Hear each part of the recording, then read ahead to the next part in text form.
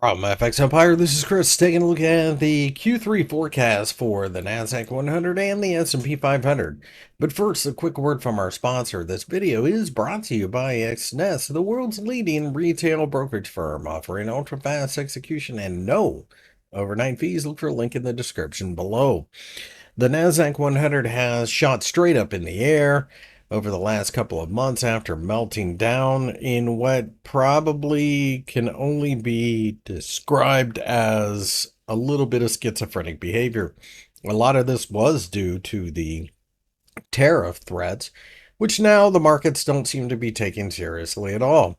We have since catapulted to fresh new highs, and I think Q3 is probably going to see a little bit more of the same. I do expect the occasional pullback, but at this point, I think the 22,250 level is your initial support level, followed by 21,000. It would not surprise me at all to see the NASDAQ 100 rip to the 24,000 level by the time we get done with the third quarter.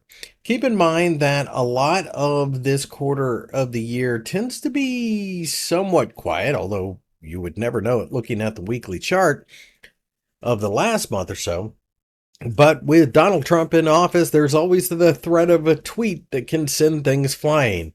Either way, we've seen good economic news, we've seen bad economic news, and the NASDAQ 100 continues to climb. That tells you everything you need to know.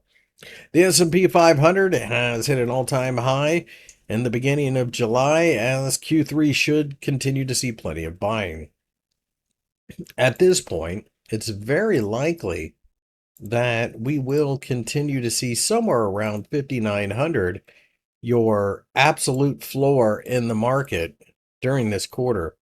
Again, this is the time of year where you start to see a little bit of hesitation by stock traders as they go away for the summer, but really anymore, that's starting to become less and less of a massive effect.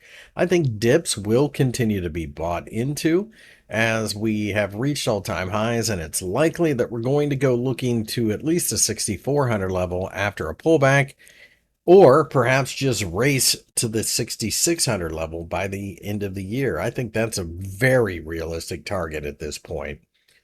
I have no interest in shorting either of these indices, but I do recognize that we could get some type of noise coming out of the White House or trade negotiations that causes chaos, but that chaos will be bought into if the last massive sell-off is any indication.